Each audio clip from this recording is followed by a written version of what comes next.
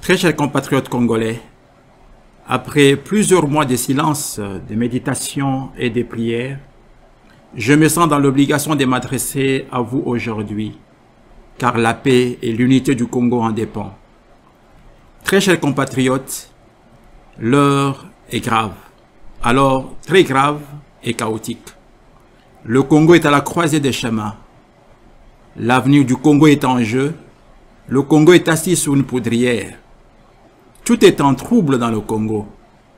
Le peuple congolais est en danger dans le Congo profond et dans la diaspora.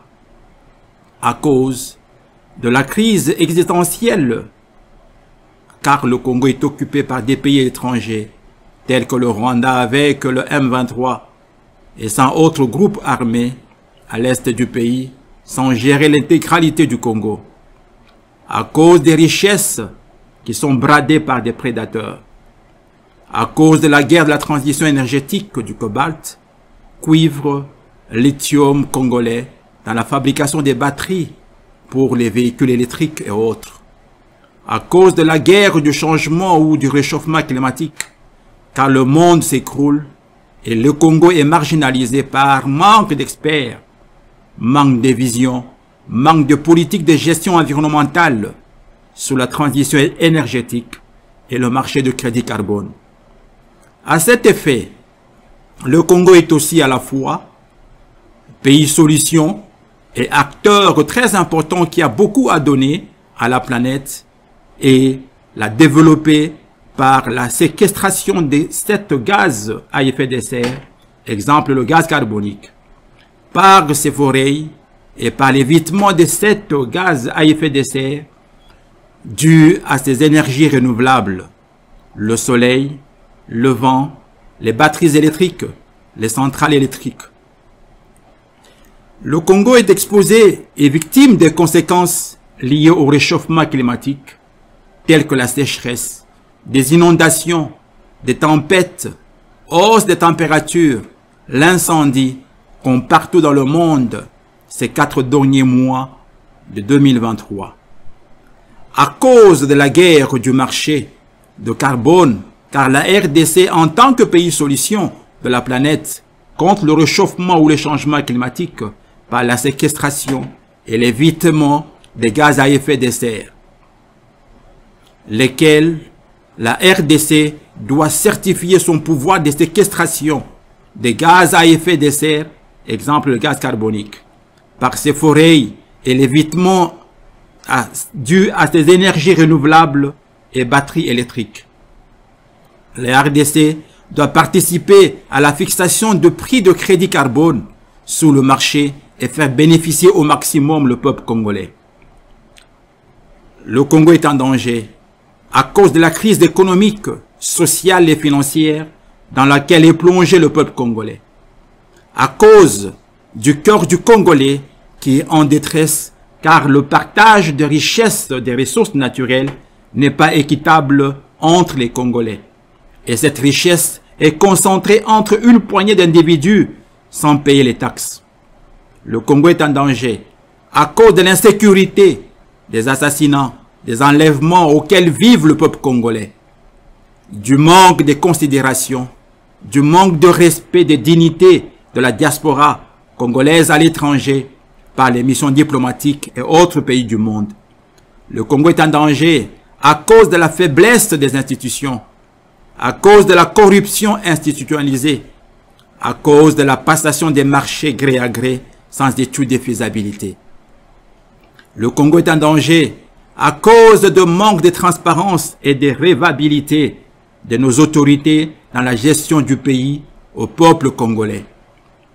Car l'État doit être juste, l'État doit être responsable, redevable dans la gestion du pays, dire la vérité à son peuple, car plus de 80% du budget vont alimenter les rémunérations et le train de vie de la présidence et de son gouvernement au détriment du social et quotidien du peuple congolais.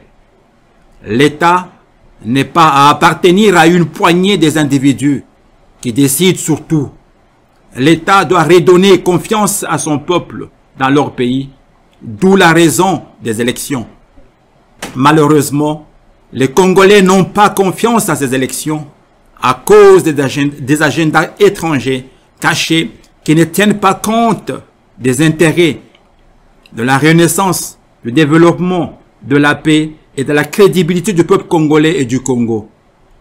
L'État n'est pas le fait de quelques personnalités qui s'arrogent de toutes les ressources du pays, qui s'arrogent de l'armée et gérer le pays à leur guise. L'État est permanent, continuel, impartial et qui rassure et qui protège le plus faible. L'État donne à chacun la chance et le droit le plus sacré de vivre en paix. Le Congo est en danger à cause du traitement de certains diplomates à l'étranger, tel que le cas de la diplomate en Russie et bien d'autres. Le Congo est en danger à cause de la corruption au sein de la diplomatie congolaise à l'étranger, à cause du taux de pauvreté du peuple plus élevé que jamais pendant que le gouvernement construit la cité financière. Le ministère des Finances et Budget à plus de 650 millions de dollars. Construit le palais présidentiel de Mongaliema à plus de 250 millions de dollars et des hôpitaux à plus de 200 millions de dollars. Ces constructions ne sont pas urgentes ou prioritaires que le quotidien et le social du peuple congolais. Que plus de 30 millions de Congolais n'ont pas à manger et plus de 6 millions d'enfants qui sont dans la malnutrition la plus aiguë. Le Congo est en danger à cause d'un budget irréaliste dont les dépenses dépassent les recettes, à cause de l'instabilité monétaire, l'insuffisance et mauvaise qualité des réserves financières ne provenant pas des exportations de la RDC vers l'extérieur et manque d'experts, d'indépendance et des principes fondamentaux de l'économie mondiale à la Banque centrale. À cause du code minier qui favorise la fuite des capitaux vers l'étranger, quand des sociétés minières gardent à l'étranger 60% de leur exportation et 40% en RD Congo au lieu de 100%. Le Congo est en danger à cause des dépenses liées à la sécurité et aux opérations électorales de 20 décembre 2023. Le Congo est en danger à cause des conséquences dues à la contestation de l'organisation et du déroulement du processus électoral en décembre 2023. Très chers compatriotes, après avoir entendu les cris de détresse des Congolais en général et en particulier ceux de l'Est et de la diaspora à l'étranger, je suis conscient de la souffrance et des mauvaises situations sociales, économiques et financières et de l'insécurité, des assassinats, des enlèvements auxquels vive le peuple congolais en général et en particulier de la diaspora congolaise à l'étranger, qui risque de s'aggraver par l'organisation et le déroulement du processus électoral non crédible de décembre 2023 au Congo. C'est ainsi que j'ai choisi le bon côté du peuple. Le peuple d'abord. Tel a été le combat, le testament et l'héritage nous légués par le patriarche Etienne Tshisekedi Wamulumba et ses compatriotes de lutte tels que Kasavubu Lumumba, Laurent Désiré Kabila. Pour un Congo nouveau, fort, uni, libre, prospère et meilleur. Comme vous le savez, très chers compatriotes, à chaque problème de souffrance, de l'insécurité, il y a toujours une solution et non pas par la division, l'infiltration et la déstabilisation liées aux élections non crédibles et non transparentes, non exclusives, dont les résultats ne seront pas opposables à tous dans un Congo en guerre, de l'intérieur et de l'extérieur, par le M23 et le Rwanda, et par la transition énergétique, le réchauffement climatique, la faiblesse des institutions, le manque de transparence et redevabilité au peuple congolais. Ces élections risquent d'être un piège, un vaste complot contre l'unité et la paix du Congo. Ces élections risquent de constituer le feu qui embrasera la poudrière et conduit le pays à une implosion. Ces élections risquent d'être faites pour des intérêts égoïstes, personnels et inavoués, au détriment de la paix et l'unité du peuple congolais. Très chers compatriotes, C'est ainsi que pour la paix, l'amour, l'unité et la solidarité envers le peuple congolais, abandonné à lui-même, je suis dans l'obligation de sauver le peuple congolais en danger de l'Est et de la diaspora étrangère. Que je viens me ranger du bon côté, le peuple d'abord, tel est le testament du patriarche Etienne Tshisekedi wa Mulumba. En vous annonçant que je retire ma candidature comme président de la République démocratique du Congo aux élections 2023, afin de privilégier l'intérêt général, la cohésion, l'unité, la paix et l'amour du Congo et de compatir avec le peuple congolais en détresse. Très chers compatriotes, je ne cherche pas le pouvoir pour le pouvoir ou pour m'enrichir, mais je dois me ranger du bon côté, le peuple d'abord. À cet effet, je demande à son Excellence, Monsieur le Président de la République, Félix Tshisekedi, de protéger les opposants, d'organiser et convoquer une table ronde qui réunira tous les acteurs politiques, candidats à président et les autres représentants de la société civile, judiciaire et militaire, enfin de partager la vision commune de l'avenir du Congo et mettre en place un vrai système de contrôle pour mobiliser les ressources, d'analyser la situation actuelle du pays, des enjeux internationaux, guerre du M23 avec le Rwanda, et l'économie sociale, la transition énergétique, le réchauffement climatique, le crédit carbone, la faiblesse des institutions, le manque de transparence et de redevabilité, afin de trouver des solutions et accompagner le président de la République, Monsieur le Président de la République, Félix Tshisekedi, ensemble pour sauvegarder et privilégier l'intérêt général, la cohésion, l'unité, la paix des braves, l'amour du Congo et son peuple comme solution salutaire,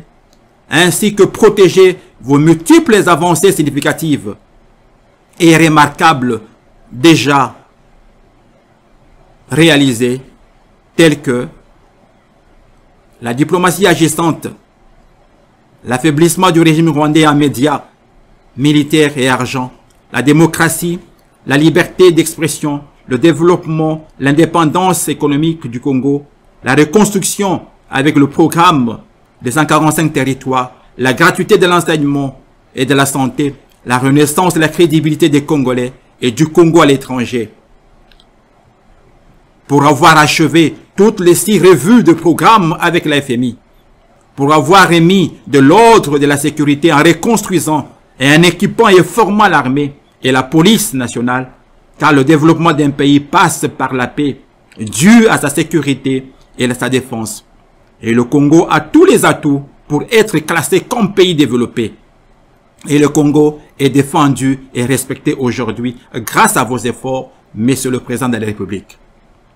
Je demande aussi aux acteurs politiques et candidats présidents de se diriger du bon côté du peuple congolais afin de manifester votre amour, intérêt, l'avenir du peuple pour qui vous parlez et défendez en se mettant autour d'une table avec le pouvoir actuel du président Tshisekedi pour échanger sur la renaissance, le développement ainsi que la crédibilité de la RD Congo qui sont déjà amorcés et propulsés par le président Tshisekedi et son gouvernement actuel pour l'indépendance économique de la RDC, au lieu de participer à des élections non crédibles et déjà sabotées par l'étranger pour exprimer sa volonté de division du peuple congolais. Aux étrangers, je vous demande de venir directement investir au Congo en établissant des contrats publics et privés pour aider le Congolais à l'explosion de son génie, à transformer sa richesse, créer des emplois, développer la chaîne des valeurs au Congo, au lieu de dicter votre volonté aux acteurs politiques et candidats présidents de participer à des élections non crédibles de décembre 2023 qui embraseront le pays par des contestations. Monsieur le Président de la République, vous aviez donné le trône du Congo à Dieu au stade des martyrs et non à la division par amour des dieux et des Congolais. Je vous prie, Monsieur le Président Félix Tshisekedi, d'approcher les opposants pour les protéger et privilégier l'intérêt, l'unité du Congo, que des élections qui détruiront toutes les bases de renaissance, de développement et de crédibilité que vous avez déjà amorcé et propulsé pendant moins de 3 ans. Chers opposants, ne vous occupez pas seulement de votre opposition, de votre pouvoir. Plutôt, ayez une vision plus loin comme celle du président Félix Tshisekedi pour l'avenir du peuple congolais que de se livrer à des élections qui nous feront oublier que nous sommes en guerre avec des prédateurs. Très chers compatriotes, je vous invite à m'accompagner pour changer ensemble la situation catastrophique, chaotique du pays pour un Congo en paix. Un Congo nouveau, un Congo fort, uni, libre, prospère et meilleur. Que Dieu vous bénisse et protège le Congo. Merci.